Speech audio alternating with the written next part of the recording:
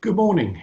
My name is Philip Alsop, and as editor of Digitalisation World, I'm delighted to welcome you to this webinar we're hosting on behalf of Nebulon. I've been following the storage industry for more years than I care to remember, from the very earliest days of Fibre Channel, and have witnessed both periods of what might be called steady evolution and, just occasionally, times of comparative revolution and innovation. Today's fast-moving digital workplace is placing more and more demands on the IT infrastructure, which underpins virtually every business, and therefore more and more demands on the IT vendor community to respond accordingly. Increasingly, innovation is becoming the new or next normal. In the case of Nebulon, it's the very reason why the company was formed, and it has clearly driven their management and engineering teams to reimagine, if not reinvent, storage in what might be termed today's hybrid infrastructure, cloud-focused world. In a moment, I'll hand over to Tim Pitcher, Nebulon's VP of Sales, but just before I do, I'd like to remind you that there'll be a Q&A session at the end of the webinar, and you can send through your questions at any stage during the next half an hour or so while the presentation's running. But that's enough from me now. So I'll hand over to Tim.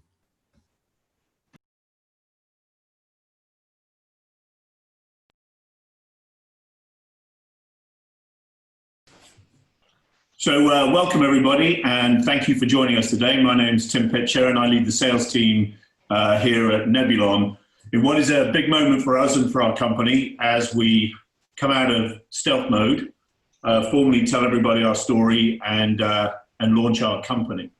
I'm joined on the call today by Martin Cooper, who leads the Worldwide Solution Architects organization, and the star of the show is Seamak Mazari, who's our founder and CEO and was the genesis of the idea for Nebulon.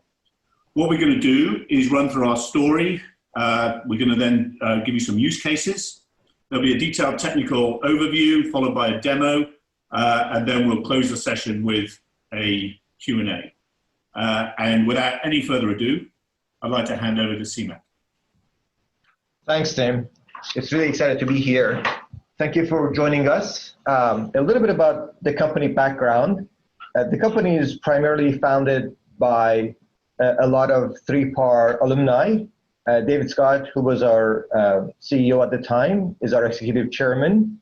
He's had a number of roles at HPE Storage as SVP and GM, and is on a number of boards. I am Seamak, as Tim introduced. I'm the CEO of Nebulon. I was the chief software architect for 3PAR, and post-acquisition I was an HPE fellow. Sean, who is our CTO, was the platform architect at 3PAR and was promoted to chief hardware architect post-acquisition by HPE. Craig Nunes, who is our COO, was the 3PAR CMO. He has had a number of roles, including the HPE Storage Global Marketing VP, post 3PAR acquisition. The company has a number of offices. We are located in Silicon Valley primarily. We have offices in Bellevue, Washington, London, UK, and Belfast, Northern Ireland. The engineering talent comes from cloud side of it on the from Snap, and storage side comes from 3PAR. We have a number of patents filed, are in various parts of getting filed from cloud security and storage part of the engineering. So we'll talk about exactly what we're doing, and it becomes quite interesting at the time. So why are we doing this? Really, the idea came about as a part of my conversations with a number of CIOs. And this specific conversation really struck a chord with me. And because it was a very succinct description of what the pain point was. And this CIO described it this way: look, I'm buying all these servers. All these servers are coming in with a lot of disk slots in front of them, ready to be used. Yet I'm buying all these extra storage devices, switches, fiber channel cards, and storage arrays. Why can't I use these existing, storage industry standard servers that come with these storage slots? Why can't you just use those? And that was a pretty good way to actually describe the problem statement. And then why can't I manage it all centrally at scale? Well, the problem really came down to software. If we were to use those drives, either we have to take over the entire server, or we have to have some sort of addendum software that would co-reside with the operating system.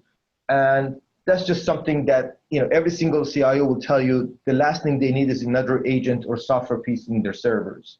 So they were just going to hate me for inventing yet another piece of agent that has to run on their servers along with the operating system.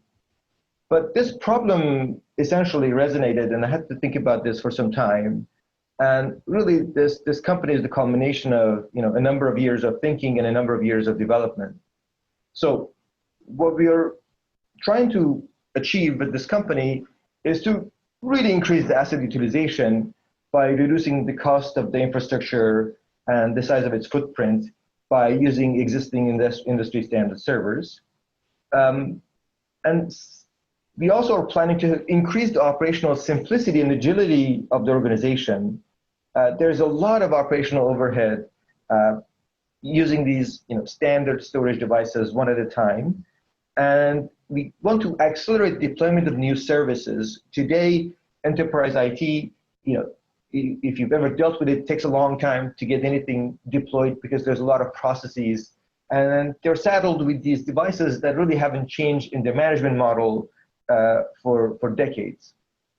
We want to take advantage of the cloud innovation across the enterprise. We really want to give the application owner a self-service on-premise experience.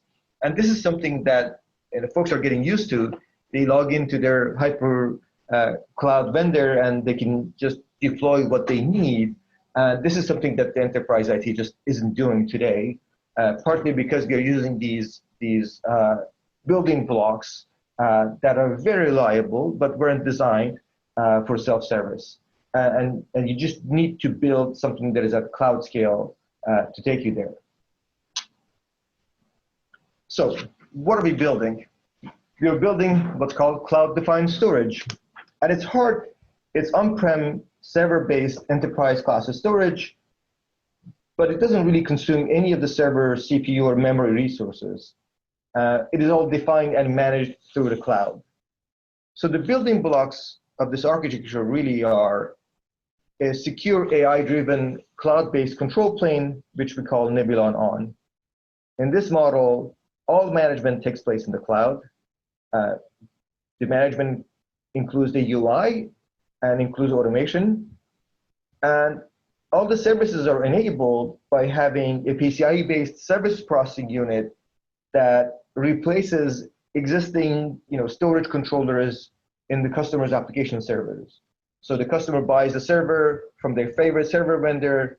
It comes pre-installed with this service processing unit, and the entire storage stack is then managed remotely from the cloud. This solution ends up costing about half the cost of expensive enterprise arrays because we're leveraging commodity SSDs that the server vendors are shipping with their existing servers today. Now let's talk about the use cases a little bit. And for that, Tim, could you please introduce how folks can use Nebulon to solve their existing problems? Okay, so thanks very much, Steve. Let me just dive into some of the use cases that we have. So the first thing to note about our use case is that we, because of our architecture, we have a very broad spectrum of use cases that we can help our customers with and that we can target our business on. And this, goes from the sort of more recent use cases around cloud native and containers and also bare metal, but also to what you might now consider a more traditional use case, such as virtualization. And critically, we target all the applications that lie within that. So if you think about the way you would position Nebulon, it is focused very much on the core applications that organizations today run their businesses on. So we compete with the traditional expensive storage arrays that host most of these applications, the vast majority of these applications in customer environments today. And let me give you an example of how this plays out with customers. So what we've been doing now over the last 9 months is talking to a lot of customers around the world. A number of them have participated in beta testing for us as we prepare to GA our product. And it's really interesting to see where we fit. And our first use case, primary use case, has been virtualization. And we've been talking to a large US auto manufacturer they want to modernize their array-based VMware private cloud environment, and they'll save over 300K a rack while improving management and automation capabilities as storage plays such a significant cost in their environment. We also have a large European service provider, and they've got over 20 servers plus an array in a rack, and the storage represents over 2/3 of the cost of each of these racks. And we see this continually, that the cost of storage is a real pain point for our customers today. And we know that this cuts the cost for its Kubernetes services without adding a new vendor into its data center. And CMAC touched on this in his initial presentation, and I'll cover this off again in a minute. And we also have, and we're working very closely with a global managed data services provider that's got a massive maintenance renewal coming up in terms of what they're spending with their traditional storage vendor. And they want to reduce and better align their virtualization infrastructure costs. And they want to do this directly to new customer projects, which means that they can deliver better services to their customer at a reduced cost, and this has a direct impact on the bottom line of their business. So as you can see, this is a pretty broad range of customers and a pretty broad range of use cases, but the key theme inside all of this is how customers want to drive asset utilization and reduce the cost of their business and move away from traditional storage arrays. So as CMAC mentioned earlier, Nebulon, the full Nebulon solution is available from your existing server vendor. And this is very, very valuable to customers today. And we've heard continual feedback from just about every customer that we have talked to that this is particularly important to them, because it allows them to take advantage of innovative technology that's coming to market, but able to do it in a way under the existing contracts and service agreements and SLAs that they will have with their existing server vendors. So you buy the SPU, the cloud subscription, and the server options are all available through the server vendor. To the extent that all quotes are provided by your server vendor and all support contracts are provided by the server vendor as well. And this is our strategic route to market. So we're not building an independent sales organization that goes off and does anything else. Our role is to be successful with server vendors and ensure their customers' success. So with that, I'm going to hand over to Martin Cooper, who will give us a technology overview. Okay, thank you. So now an opportunity to look at Nebulon technology in a little bit more detail. I'm going to start with the SPU card and the data plane and move on to have a look at the cloud control plane and how the SPU and the cloud control plane both work together to bring you the overall Nebulon solution. So let's get going. The Nebulon Services Processing Unit, or SPU, runs in a 2U 24 drive bay storage server form factor. It connects just like a RAID controller into a PCIe slot. It's a standard full-length, full-height, double-width PCIe card. Like a RAID card, SSDs are directly connected to the SPU. Once connected, the SPU appears to the host servers as a standard SAS HBA, which eliminates the need to install custom software or drivers for the host to see the storage that we present. This approach also gives great flexibility as it enables in a single consistent context customers to provision either hypervisor or bare metal configured systems. We'll see this in more detail on an upcoming slide, but Nebulon also has the ability to create a boot run and install an operating system or hypervisor as part of the build process that we manage. But Nebulon is more than a card in a server. We build scale-out data sharing domains that present a shared view of the data services that we host. We do this by installing SPUs in multiple servers and grouping them together. We call this grouping of SPU-equipped servers an NPod. Multiple SPU-equipped servers grouped in an NPod communicate with each other over a 1025 gigabit Ethernet network. There's no need for iSCSI or fiber channel inside this solution. Communication between cards is shown in orange here. The blue lines indicate a dedicated out-of-band management network. All orange customer data stays inside the customer firewall. The only data to pass through the firewall is encrypted telemetry data up to the cloud control plane, which we call Nebulon on. The control plane also communicates to the SPUs, giving instructions and, when needed, software and firmware updates of both SPUs and the SSDs that they host. With Nebulon on, we give customers the ability to not just monitor their environments, but also to build, rebuild, and to update, all with a zero-touch model driven from the Nebulon on control plane in the cloud. When you think about the SPU itself, don't confuse this with an accelerator card.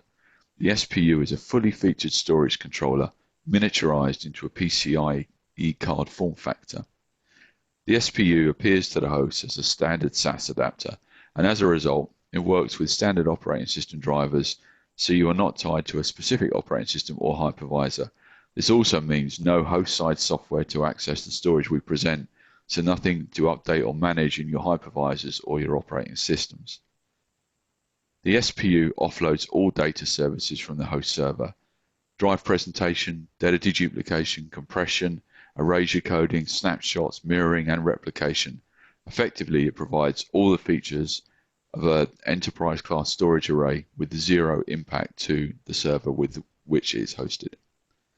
Another benefit of not having any dependency on the host OS is that the card is an entirely separate fault domain, allowing you to manage and patch the application or hypervisor running on the host server independently of the storage service running on the SPU. The SPU plugs into the PCIe slot, so it's close to the CPU running the application. So application performance is great and latency is low. Offloading CPU-intensive storage services to the SPU allows the host server to run applications with zero performance impact from the storage service hosted by the SPU. Now try doing that with a traditional SDS implementation. This would be impossible. NPods can scale too. At GA, we will support up to 32 SPUs in a single NPod, giving customers the option of petabyte scale. We don't expect customers to manage or configure all of the features of the SPU or the storage services that it hosts. We want to help infrastructure and application owners simplify provisioning their infrastructure. You don't need to be a storage or infrastructure expert to work with Nebulon. We achieve this by the use of application templates. Think of the templates as a recipe with all the ingredients to build an application service. Everything from an operating system, hypervisor, capacity, volume layout, data replication, snapshots, snapshot scheduling, all predefined in a repeatable template. Infrastructure design and requirements are fundamentally different for, say, cloud-native applications like MongoDB versus a bare metal installation, or containers, or indeed traditional virtualization. All workloads and use cases can be defined in a series of standard, repeatable, application-centric templates that are deployed at the press of a button. So at this point, you might be thinking about hyperconverged infrastructure and how CDS compares. Clearly, both approaches make use of the storage in your application server and eliminate the need for SAN, and both allow for simple provisioning of infrastructure. But there are some key differences. Data services in cloud-defined storage run entirely on the SPU, so they don't have the overhead of software-defined storage on the host. SDS typically runs in a VM on the host, so consumes host CPU, memory, and network bandwidth. By not consuming any server resources, CDS means you buy fewer servers and you can save on licensing costs, as you're not burning server resources for the delivery of storage services. Think of the applications and hypervisors you license per CPU core and the savings in costs you can make just with that one change. CDS is an operating system and hypervisor agnostic, which means you can do a lot more than just virtualization. There are plenty of workloads out there that are not running on a hypervisor or indeed a container platform. With CDS, you use the same context to deploy, operate, update, and manage your infrastructure, irrespective of if it is running in a virtualized, containerized, or bare metal service. CDS is also a separate fault domain from the hypervisor or operating system running on your server, which means you can reboot your server, patch the server, and your storage service, performance, and availability is not impacted in any way. The same is true in reverse. You can update the storage services without impacting the application server hosting the SPU in any way. From a performance perspective, the SPU makes use of NVRAM, which allows for better write latencies, and we can optimize how we write to SSDs. This allows you to work with SSDs with a lower endurance, and that of course will bring costs down. With Nebulon cloud-defined storage, the SSDs in the servers are attached to the SPU, which means the SPU can facilitate SSD firmware updates automatically, transparently to the host, and at scale. This is actually facilitated by the cloud-based control plane, Nebulon On. Instead of managing each server or cluster individually, the cloud-based control plane gives you the tools to manage and automate your entire infrastructure at scale. Okay, so that was an overview of the data plane and the SPU. So now let's spend some time looking at the control plane and Nebulon On. With cloud-defined storage, your infrastructure is driven through a cloud control plane. We call this Nebulon On. Instead of managing each server or cluster individually, the cloud-based control plane gives you the tools to manage and automate your entire infrastructure at scale, bringing zero-touch fleet management concepts to enterprise infrastructure. When you look at a traditional storage system, you'll find about 25% of the software is the I/O stack. This portion is highly optimized because it needs to be performant. The remaining 75% of software is management, reporting, and orchestration. For example, the ability to take a snapshot is an I/O task. The scheduling, retention, policy, consistency of snapshots is a management task. Traditional storage systems bundle the whole stack into one software package.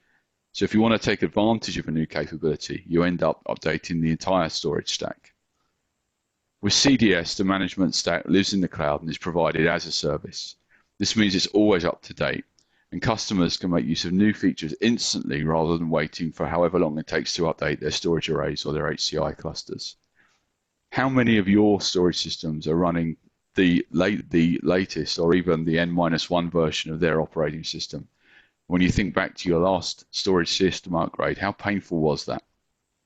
Outside the management stack, 25% of the software lives in the I/O stack, and this lives on the SPU.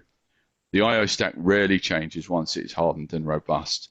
This means the software on the SPU is lightweight, there are fewer updates to it, and when there is an update, they are quick, non-disruptive, and with Nebulon On can be delivered to your entire fleet of SPUs in a controlled and predictable manner. As Nebulon On is in the cloud, it learns with additional insights from machine learning.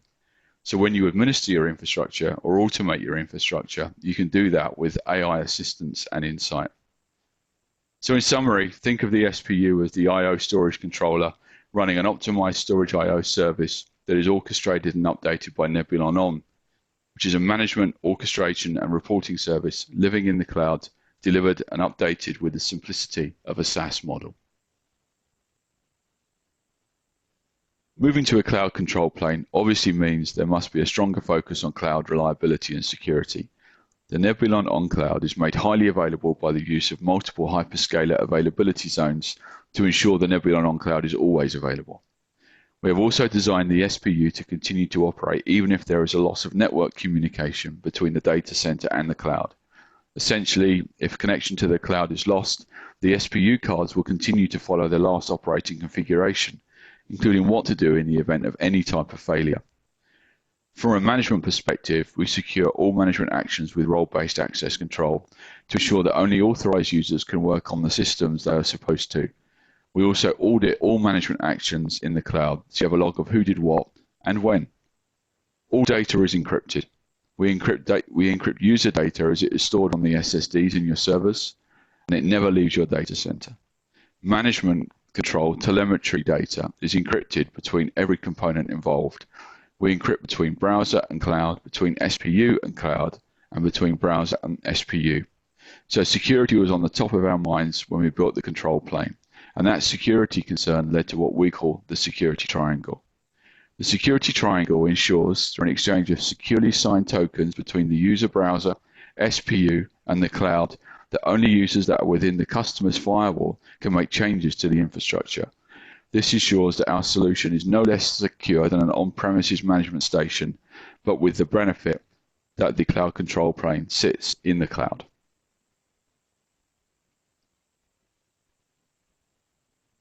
By managing infrastructure through the cloud, we give customers value way beyond just being an affordable server-based data storage solution. We collect tens of thousands of metrics from storage, the host server, and if the customer chooses, from the application. This cross-stack diagnostic data is streamed in real time to the control plane, where the customer has a central view of their infrastructure. With all of that information in one place, customers can start to answer otherwise difficult questions they may have about their infrastructure. Which applications are performing best or worst? Where in my infrastructures do I have resource constraints? When will I run out of capacity? Where in my infrastructure can I provision additional workloads? And maybe even which line of business is using how much of my data center resources? Since all of that data is available immediately in Nebulon On, customers can answer these questions in real time, and they don't need to come up with and implement complicated scripts that are querying all of the devices they have in their data centers individually. Nebulon On is not just a cloud-based monitoring system. It also gives you the tools to administer your infrastructure. As applications become more and more complicated, especially in the world of microservices and distributed applications, each application has hundreds of knobs to tune. And if you quickly get to the point where it's nearly impossible for a human to keep track of all the configuration parameters and statistics of each of these individual applications, yet you need to configure them for best results.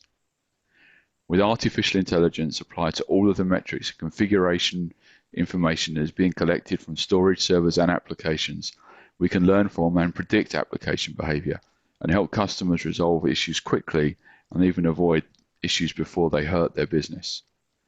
And with administration capabilities in the same tool, we not only notify the customer about these issues, but we can allow them to immediately fix them without pointing them to a different tool or different console. The same learnings from AI and fusing them with best practice guidance from ISVs is what enables zero-touch provisioning experience for our customers. When application owners self-service provision infrastructure, they experience something much like picking a service from an application catalog in Azure or Amazon. They make use of customizable catalog of application templates that would automatically provision their infrastructure for their own applications in their data centers. The difference is that it is done using your on-prem servers and that the templates are constantly improved and optimized on your workloads. So when you deploy a new application or you scale an existing application, this is done tailored to your application workload. Lastly, the control plane in Nebulon On tremendously simplifies automation. In fact, it's a common theme that we hear from customers. Do you have an API? And the answer is yes. Yes, we do. A single API endpoint. When you automate with cloud-defined storage, you don't have to have an inventory of IP addresses, credentials for your systems. You don't have to query and call each and every system in your data center. Instead, you can control all of your systems through a single URL in the cloud. And when we mean control, we mean every aspect of the product. This isn't a single product feature that you can only control through GUI or CLI or some third-party application. Nebulon On is always up to date because it is delivered as a service, and the Nebulon On can update SPU software and firmware. Combine these capabilities with automation, and you can patch or update your entire cloud-defined storage infrastructure automatically with less human error. And it doesn't matter if you have just a few systems or thousands of systems. Ease of use for this solution was a key design criteria. Management and operation of it should be as simple on day one as it is on day 1000. For continuous operation and simplicity on day 1000, we provide customers with infrastructure highlights so they know what's going on in their infrastructure. We predict issues, we help them troubleshoot, and we give them the ability to fix issues in the same tool, and we provide them with a powerful AE API to automate all of that. Application owners, or really anyone that needs infrastructure, are not required to be storage experts. In fact, cloud-defined storage will help you make the right decisions depending on the application that you want to run. Think about what hyperconverged infrastructure did for VMware administrators. It's just a simple wizard where you select your vSphere servers, create a cluster, and you can start provisioning VMs. This is a great getting started experience for a VMware administrator. With cloud-defined storage, the experience is similar. The key differentiator is that it works beyond just VMware.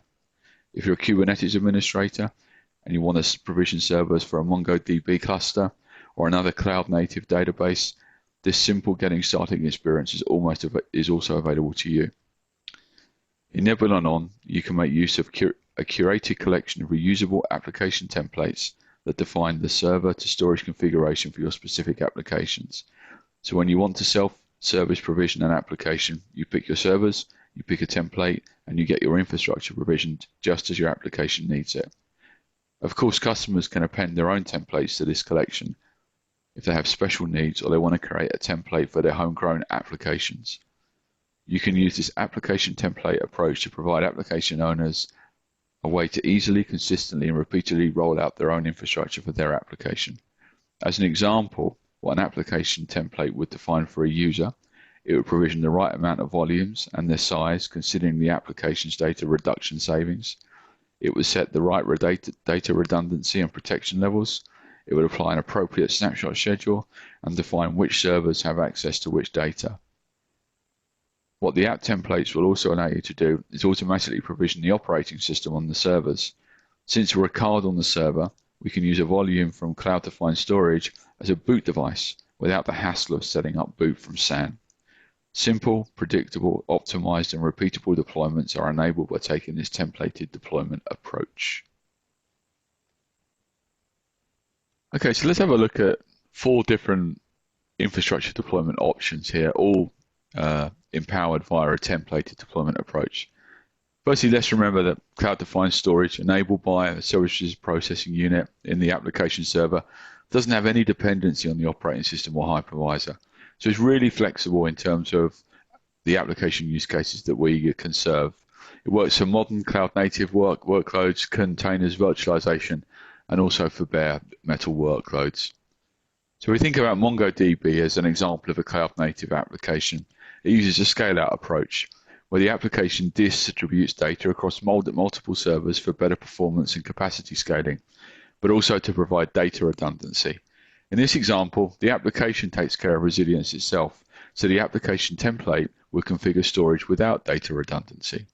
However, MongoDB does not have built-in snapshots, so MongoDB users would have long backup and recovery times when they just use regular local storage.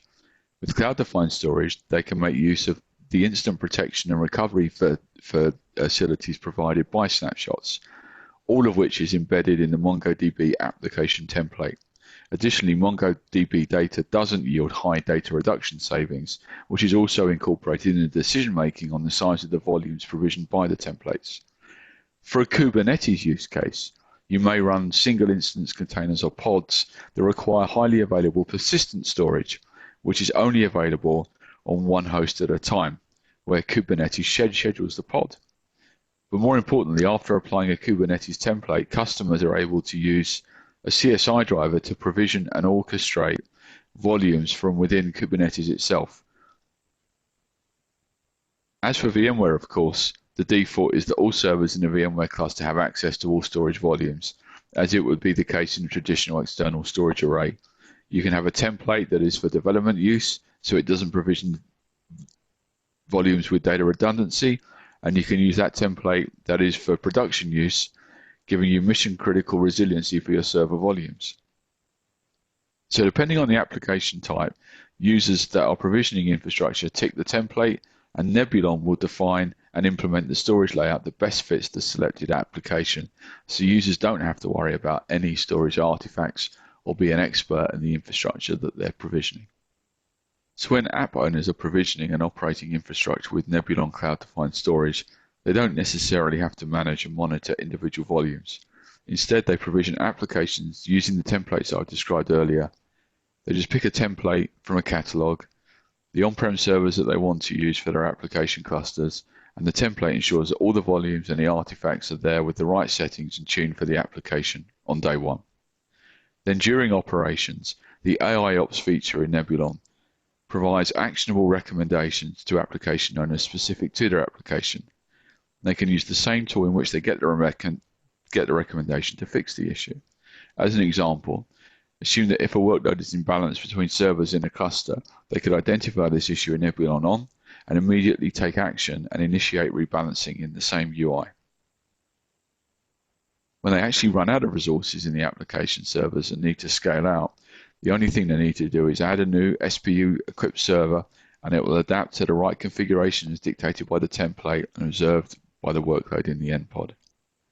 From a troubleshooting perspective and predictable infrastructure, the application owner doesn't have to worry about competing resources. The app owner owns the complete infrastructure stack, compute and storage. They don't have to share the storage layer or SAN with some other application. They don't have to worry about coordinating maintenance windows or noisy neighbor situations caused by other applications. It's just their application cluster on that infrastructure. This also helps Nebulon better monitor individual application clusters and give the app owner better recommendations, higher quality recommendations for their workloads. And that is a lot easier to do when you don't have to deal with noise from many other different application workloads on a shared storage platform. And then, of course, when you're managing not just one application cluster, but dozens or hundreds of clusters, you no longer need to worry about querying them all individually. You just connect a single API or GUI if that's your preference, and you get full visibility across your entire infrastructure that allows you to better monitor and control your applications, and you can make sure that all relevant application policies are adhered to. Okay, so that was quite a lot of talking and quite a lot of information to get through there. What I'd like to do now is show you the Nebulon on sys done for real and move into a demonstration. So next up, some live action. Every user in an organization has unique credentials, so they can securely log on to their company account, and they can only administer infrastructure that they're authorized to. In this demo organization, I'm logged in as a super user, which grants me unrestricted access to infrastructure within this specific organization, and I can show you everything that's going on. This is the overview page in Nebulon On, and right here you can see an example of an otherwise complicated scripting effort. The organization I'm showing here has 3 departments configured: marketing, engineering, and SQA. What we're looking at here is an overview of what is currently going on in all of my data centers across my entire organization in real time. You can also see current performance levels, current latency, and current capacity utilization, and the effectiveness of Nebulon's data reduction technology. You can also witness some AI being applied, which predicts the earliest date when any of the MPODs in the departments will run out of capacity. Imagine you had to query each and every storage array, hyperconverged cluster, or SDS cluster individually and aggregate all of that information. That process would take a while, is error prone, and by the time you've collected it, it's probably already out of date.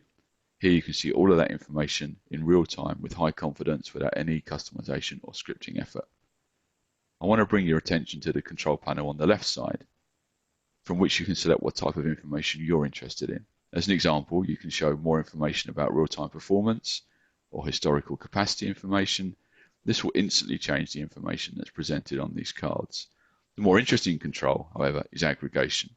You can change the aggregation from current selection, for example, to data centers, and you can immediately see capacity utilization per data center. You can slice and dice your data and reports as you need it. For example, now I can show utilization for each department per data center. Or you can aggregate it all and see everything that's currently happening in your entire IT infrastructure. It's a pretty powerful set of tools. Let's have a look at an individual MPOD. Each MPOD is its own application cluster. Customers would create an MPOD for a VMware cluster, for a Kubernetes cluster, for a NoSQL cluster, etc. And if you want to troubleshoot a specific MPOD, you can do so by double-clicking on this specific card and start drilling down on performance and capacity and get all of the details of it. Nebulon is not just a reporting tool. You also use it to provision infrastructure. You can do that from the admin section on Nebulon On. One of the goals that we had is that application owners don't need to worry about storage artifacts or complex storage products. A lot of this complexity we have already eliminated by our unique storage architecture that being a PCIe card in a server. For the rest, we came up with this concept of using application templates. This is a library of templates contributed by Nebulon that includes best practice storage configurations for various applications. Users can obviously append their own custom templates if needed, but our goal is to provide sufficient coverage for most common applications in this market. What that means is users don't have to know or worry about the best storage setup for their application, but pick the template from the library and they are compliant with best practices. So let me show you how this works. Here I've prepared a VMware cluster composed of 4 servers. As you can see from their configuration, none of these servers have LUNs provisioned, but they all have a Nebulon SPU installed in one of their PCIe slots. Let's take a quick note of this server serial number here, and let's create a new npod from these servers. This is done from the npods page in Nebulon On. If you click on New npod, you can see the same 4 servers we just saw, but they're not configured. You can see that from the matching serial numbers. You can even see that they're connected to the same switch. To form a new npod, you must first name it, preferably with something that describes the intended use of the npod. You select which department will own this npod, and then you pick one of the templates I showed you earlier. Let's pick this generic VMware template. Next, you select all of the servers that you want to be part of the npod, and as you add these servers, you can see the preview at the top that describes what will be provisioned by use of the template. In this case, we'll get 6 volumes with a total presented capacity of 12 terabytes. Then you click on Validate, where the system will ensure that all of the SPUs in the server can currently communicate and there are no issues preventing the creation of the npod. And then you click on Create. The npod will now be created. As you can see, this is as simple as setting up a hyper-converged cluster with just a few steps, and what you'll get is all the storage artifacts configured with the best practices for the application that you picked. And here you have the created npod. It's using the 4 servers we selected earlier, has a set of volumes provisioned which are accessible from all servers inside the cluster and can now be used for VMware and the creation of virtual machines. As with every other LUN, you can use VMware tools to create data stores on these volumes, which I will quickly run through. And then finally, you can use this data store for your virtual machines.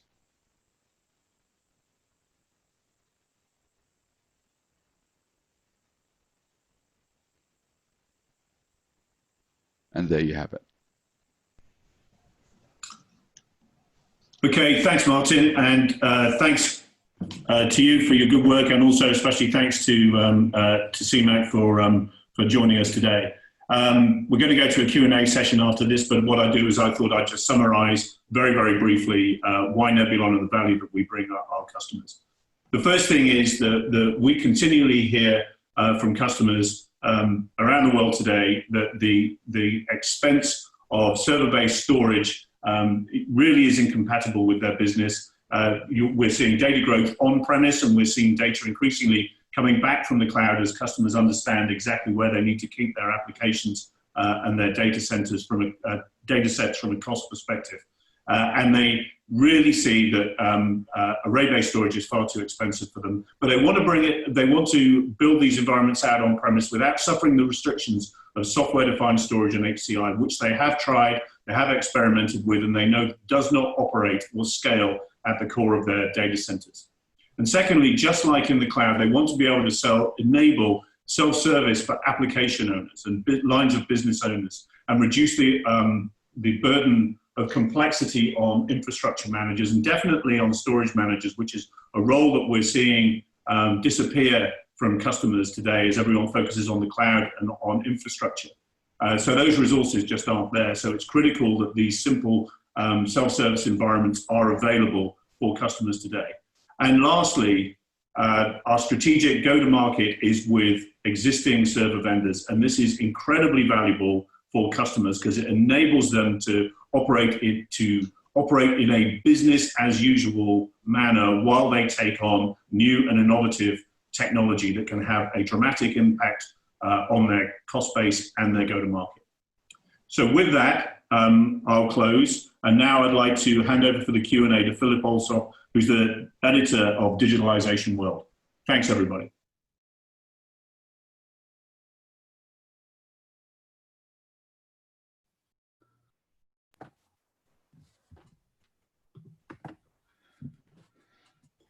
Okay, well, thanks, Tim, and thanks very much to CMAC, Martin and Tim for the various presentations. We've been having a few questions come through during the presentations, and some answers have been given as well. So we'll start with the questions that we haven't got around to, and if we have time, we'll go through some that were already answered online. So I guess the first place to start, part of the strategy, you're working with the server vendors who are going to be offering your cloud-defined storage. So which are the ones you're working with now, and are you able to give us any idea of who might be in the pipeline as well?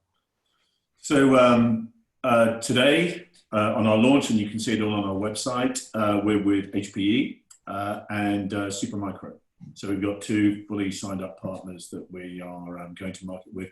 We have one other in the pipeline as well,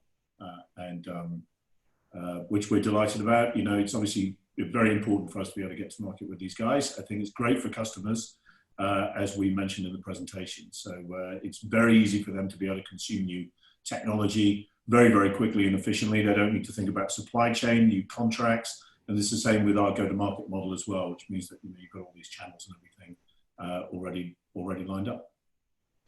And on a related note, I guess, with the server sort of vendors are going to be supplying the storage, and that chimes with the customer's sort of desire maybe to be dealing with less vendors rather than more.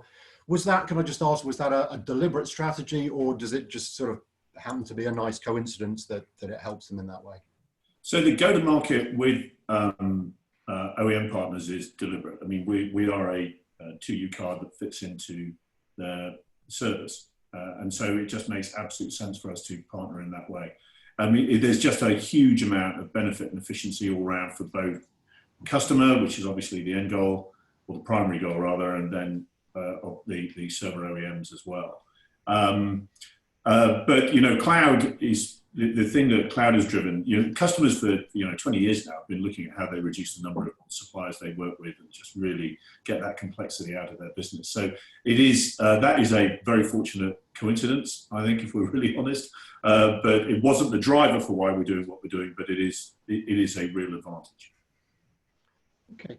And during the presentations, there was a mention or a couple of mentions about the self-service provisioning aspect. Can you give us a bit more details about how that works? Yeah, really, it's about bringing the simplicity of a cloud delivery model onto an on-premise environment. So if you go to Amazon or to GCP and you want to build a server and attach some storage and build an application into that sort of server, you don't really have to understand very much, if anything, about the infrastructure that you're trying to deploy into as an application owner. All of that's taken care of for you by the cloud provider. Doing that on premise is a completely different kind of, how do you say, story, in that you need to understand the infrastructure and you need to know how things work. And what we wanted to do was put the controls for application delivery in the hands of application owners in the same way that they could go to the cloud and go do that.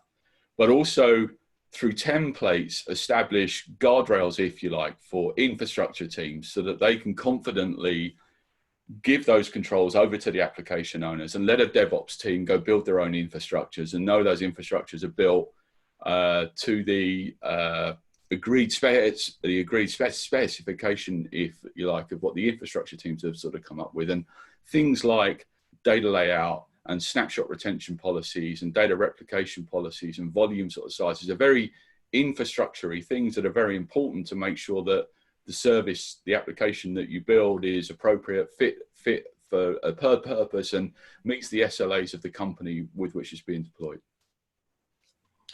Excellent, thanks. We've just had one in now that, so it would be good to know more technical details on architecture and how interaction, if any, with SPUs is done, storage architecture, RAID/RF. Are the SPUs clustered for single pool presentation, or are they all separate volumes per server?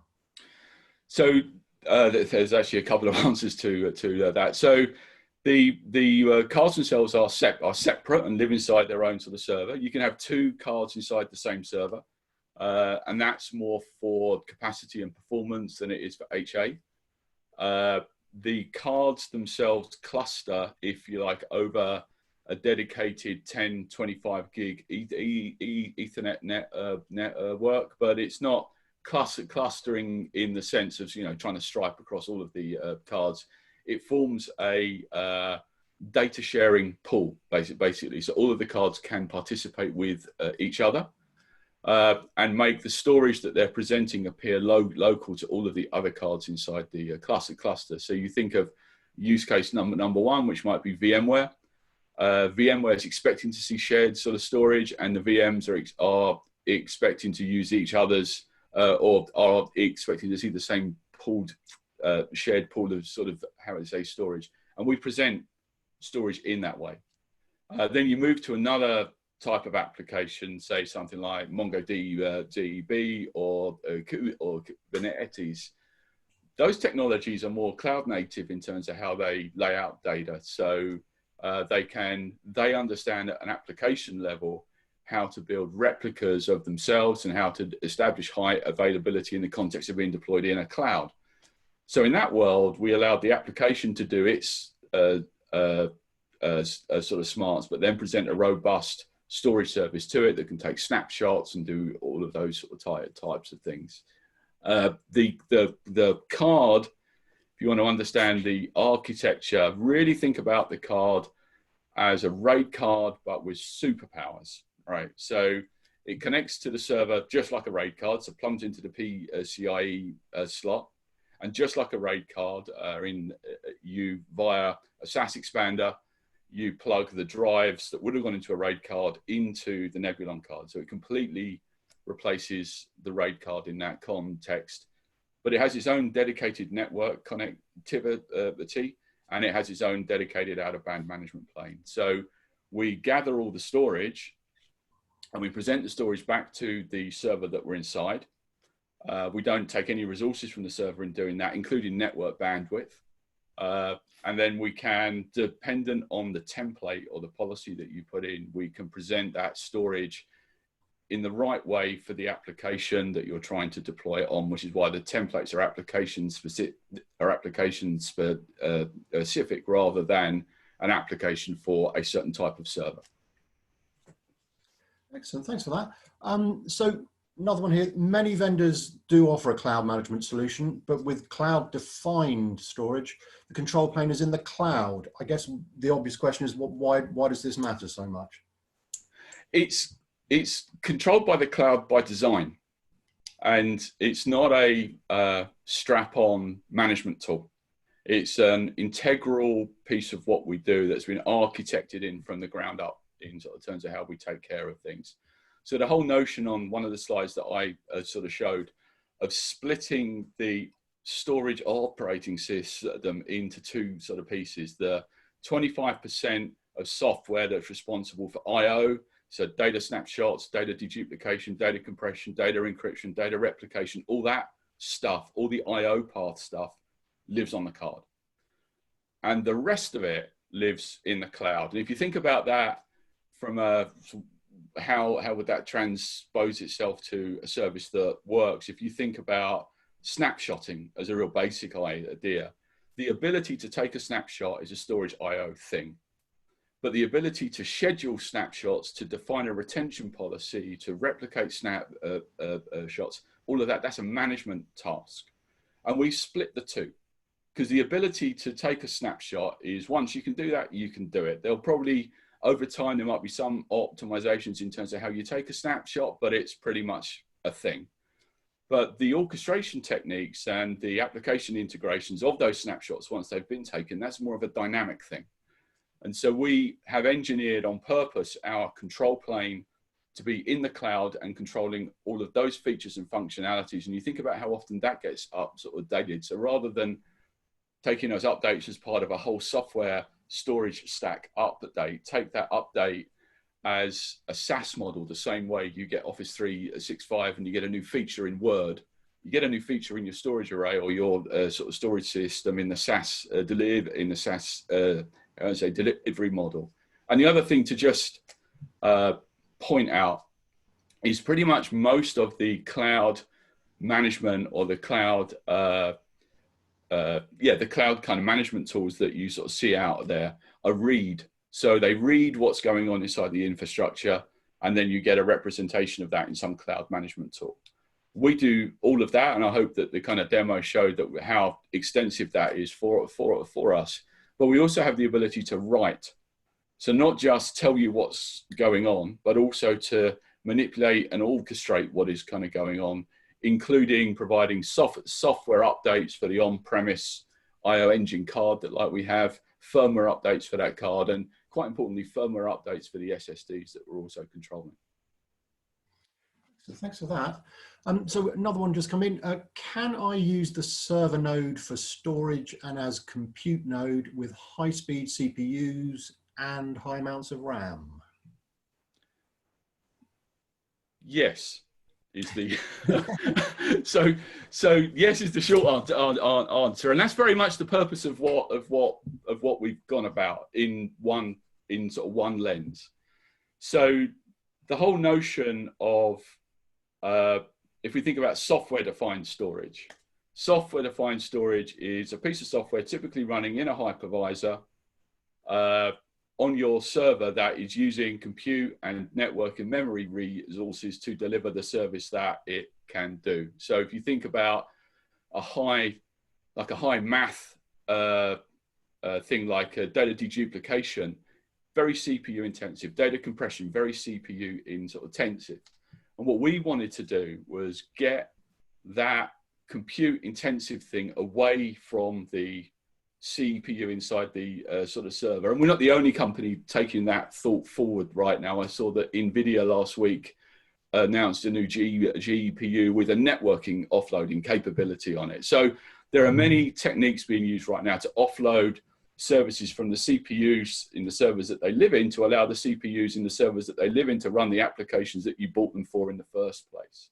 So the short answer to can I run applications on the server with the SPU inside it, that's absolutely the point of what we're doing. So if you're going to deploy a new application, you're going to buy a server. And if you're going to buy an application, you might have to buy a server and then a storage array or maybe some other SDS thing to provide the capacity for that server running the application if you don't want to impact that sort of server. And our proposition in many ways is quite simply, if you're buying the application server to run the application on, stick the Nebulon card in and you get a storage service without impacting the CPU memory and bandwidth of the server that you bought in the first place. Okay, and back to the sort of relationship between the server vendor and yourselves. I think you explained that the storage sort of contract and supply is mainly the server manufacturer's responsibility. I guess the question is, and particularly for those that I mentioned earlier, I've been in storage for quite a long time. You guys have heterogeneous storage, multi-vendors, people worrying about who owns what bit of it. So can you just give us a bit of the idea of what Nebulon's doing behind the scenes, backing up the server manufacturer and any direct sort of contact with end users, maybe? Yeah, so just if I quickly sort of touch on how you will acquire Nebulon tech. Quite simply, you will go to your an HPE or a super micro bill of materials, and instead of specifying the standard RAID card or a RAID card that comes inside that sort of server, you'll specify a Nebulon card, and the server will arrive on premises with you, with the card installed, with the drives that are attached to it, and the whole transaction is between you and the OEM. It's not with us. We take care of what we do with the OEM in the background, and the OEM will provide first and second line support of the card that gets delivered inside the server, as one would expect, and Nebulon provides a software third line support service that backs off behind that to provide the support services, because obviously ultimately Nebulon and the card that we've put inside the server at some point is responsible for writing data in a timely manner, at a performant manner, and making it highly available to you. And that's the bit of support that we will take on. Okay, one's come in, and I'll add to it if I may. But is this SPU a single point of failure within the system? And if so, how do you manage a card failure for availability of storage? And if I can just add to that, obviously the management is in the cloud, and I guess if connectivity goes down, what happens? So I guess it's all about, yeah, points of failure and how you manage that. Yeah. Yeah, so going back to the templated design of the applications, we understand that not all applications are equal or are the same in terms of how they lay data out and how they make themselves highly available. And we don't enforce a singular view of high availability at a storage level in terms of what we do. So take the, for instance, of a MongoDB in store. MongoDB is designed to cope with component failures and instance failures. That's why it can create replicas. And Kubernetes works in the same sort of way. So you build a service and I want 3-4 instances of that to run on 3-4 different nodes. So in that format, we don't need to do things like mirroring or clustering to make data highly available. The application knows how to do that.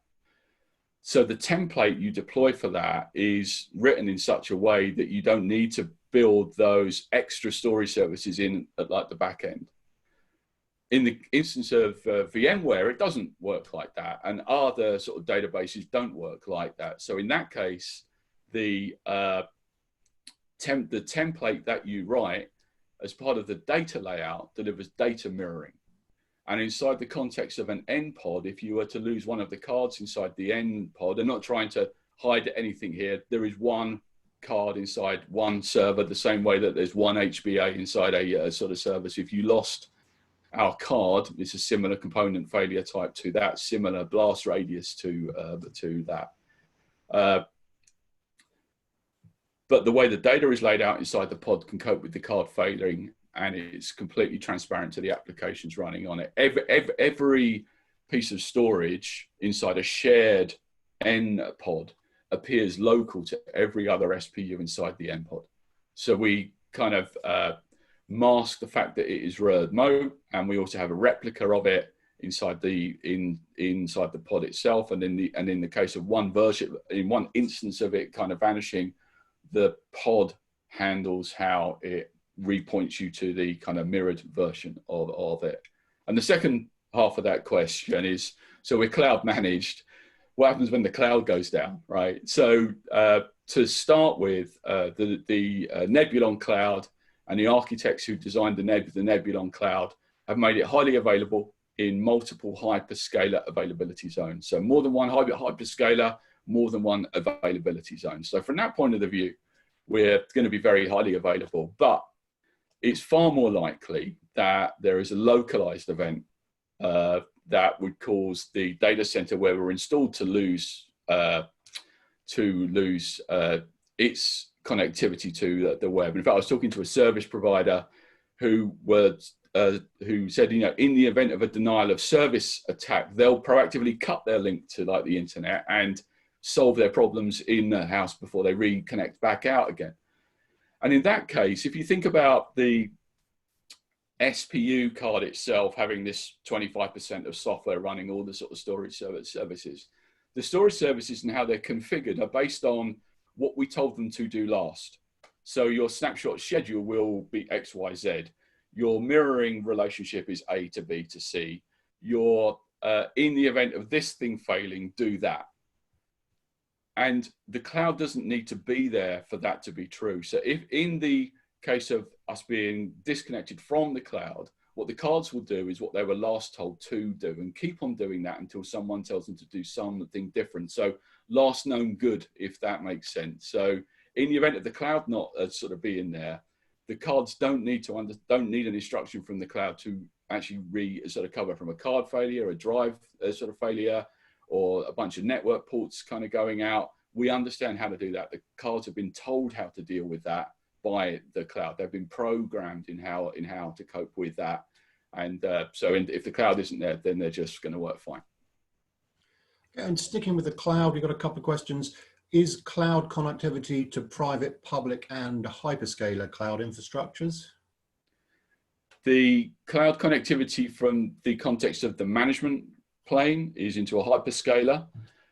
We will not at GA have a native way to talk to a cloud. So using something like S3, But bringing those capabilities to the platform is a fast follow for us post our sort of GA. And we see absolutely the need to be able to get our storage to talk to, or kind of storage services that we actually deliver to talk to a hyperscaler cloud or a sort of public cloud. What we're not in the business of doing is building another proprietary replication technology to go do that, right? We will take advantage of open system ways to sort of move the sort of data from on-prem into the cloud, rather than having a Nebulon mirroring kind of thing going on there. Yeah. And related, another question here is, are there also SLAs in the context of the cloud service aspects? So I guess who stands behind that bit of it?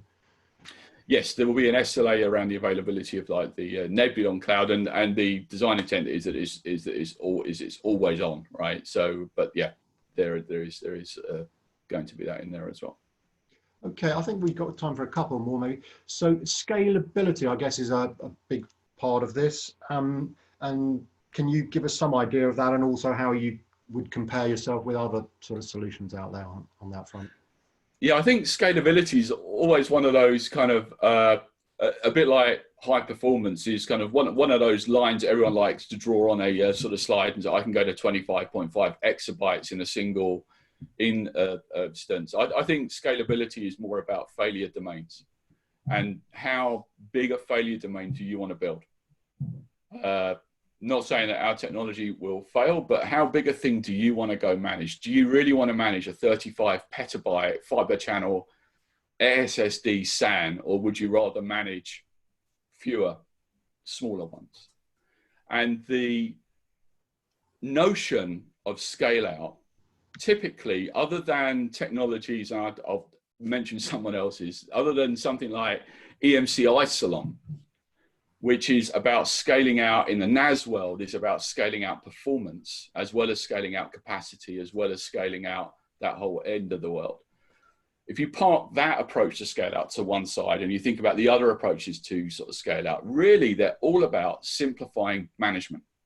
So I'm going to build one big cluster so I can simplify how I manage it, because I want to manage one thing and scale out my management domain like that. Nebulon can scale out to 32 nodes or 32 SPUs inside a single end pod, and each SPU can control up to 4 terabyte drives at GA. So that's pretty scalable, petabyte scale straight out the box in terms of what we can do. But my question is more, are you scaling out because you need to have that as a single resource pool, or are you scaling out because you want to simplify your operations and manage fewer things? The way to flip that on its head is, if I could manage many things as one thing, I make smaller failure domains, I make smaller objects that I need to kind of manage, but I don't increase or don't multiply my complexity by sort of doing that. And if you think about how Tesla manages its fleet of cars, you don't go to the garage for the guy in the garage to go update your software inside your Tesla. They as a fleet, they update all of their cars out there in the field, and that's some of the economics around Tesla works by the fact you don't have to go manage it. If you think about technologies like Ring for a home security camera, or Nest for a home kind of thermostat, all of those approaches apply in terms of what they do. They're taking cloud delivery models of kind of management to simplify how you manage many things and really make them behave as one. So yes, we can scale out, and yes, we can go to a scaling point, at which point, as coming from an infrastructure background myself, I'd be asking myself, do I really want to manage something that big? But the other reason to go to scale out is to simplify management. And if you can simplify management by taking the approach that we have and taking a cloud SaaS Tesla model to how we deliver software, do you really need to build a massive scale out thing in the first place, or have the aggregation point, not the scaled out cluster, but have the aggregation point as the scaled in management point? And you referenced storage management there, and I guess interesting, there's quite a lot of intelligence clearly built into this solution. I guess the question is, how much will people be able to rely just on the Nebulon for the storage management. And obviously there is a whole sort of host of storage management products out there. And I think on one of the slides in your presentation, you reference AI Ops as well, which is a growing sort of trend. I guess, what are you trying to do, I suppose, management and intelligence wise, and what are you, allowing other folk, or do you think is best left to other folks? So firstly, if you think about all the complexity that we take out by just being through one lens, DAS, right? So it's a direct attached RAID card attached to a CPU host. So there's no multipathing to go look at. There's no SAN to go deploy. There's no sort of SCSI deep buffer switches to go buy and run, right? You don't need any of that stuff with what we're doing. So the complexity around managing that side of things has gone in like sort of terms of what we do from sort of that point. The other piece to think on is, sorry, could you repeat the question? There's a bit's gone out of my right ear. Yeah, no, so it's basically the storage management aspect. In simple terms, what's Nebulon sort of wanting to own with that? And clearly there are other people that specialize in storage management software. And then you do some AI Ops, but yep. Obviously there are people that do AI Ops solutions. So I guess, what do you think you want to own, and what's best left to those other sort of software solutions? Thank you, perfect. Yeah, so the other thing to think about when we get into the management and the control plane of what we do, and the view that I showed you of, that kind of representation of multiple cards all appearing as either a department or a data center, or the individual SPU cards themselves. All of that is collected through an integration through one point of entry in the cloud. So a single point to point your API. So what we think is that clearly what we've delivered there through the UI is interesting, and we'll give people a simple way to provision what build, provision, and manage what they do. But all of that's driven through the API endpoint, a single API endpoint. So if you as a customer have a tool like, I don't know, Grafana for doing performance virtualization, point Grafana at one thing in the cloud, so our single point of aggregation, our single point of management in the cloud, and then allow Grafana to see the entire infrastructure be underneath it, rather than try to connect that tool to 500 different endpoints, 500 different ISP sort of addresses. So we take an API view, first view of the world, and the UI that I showed, there's nothing going on there that isn't an API call. So everything that we rendered there, everything that we showed there, every command that we made there was the UI making an API call at like the back end. The difference being the API call location is a single thing. So you think of speed of integration into provisioning tools and into workflows and into things like sort of, to Terraform or Puppet or Ansible or Chef. Point those tools at a single IP address and allow us to aggregate that point of kind of management. So we see our tool being useful. We see our UI being useful, and we know that lots of customers will use our UI to deploy and manage their infrastructures. We also know that a lot of customers, the last thing they're looking for is yet another management tool. And so we will provide a very simple API integration point in the cloud. And we will be releasing at GA a bunch of SDKs that will allow you to integrate into that. And we have a roadmap of SDKs that we will develop as sort of time goes by, based on A, what we think we should be doing, and B, what our customers tell us we should be doing too. Excellent. I'm aware you've given us plenty of answers there, Martin. So perhaps this final one for Tim. I'm not sure whether this person's being mischievous or not, but they say, can I tell my customers it's generally the Meraki of storage, whether you want to comment on that or not? And finally, I guess an obvious question which we've been sending is, when do you expect to have product to ship for test and evaluation? So Meraki of storage, that's a good question. There's just is a similarity in that it's cloud managed from that perspective, but we wouldn't necessarily go down that path, I think, because I think we're a little bit further further developed on the cloud-defined side of things, as Martin had been covering. And what was the second question again?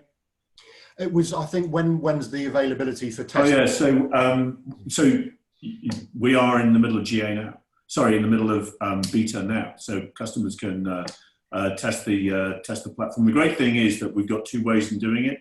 You can do a physical test, if you will, where we've got equipment that we can ship.